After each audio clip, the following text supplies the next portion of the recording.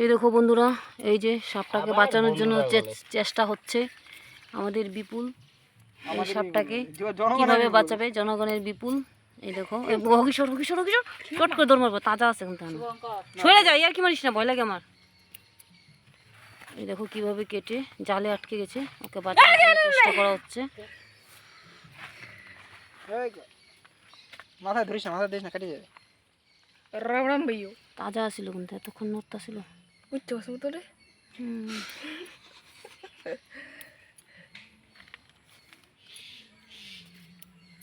আগে চোখে পড়লে আমার পড়ছে সবাই দেরি করে।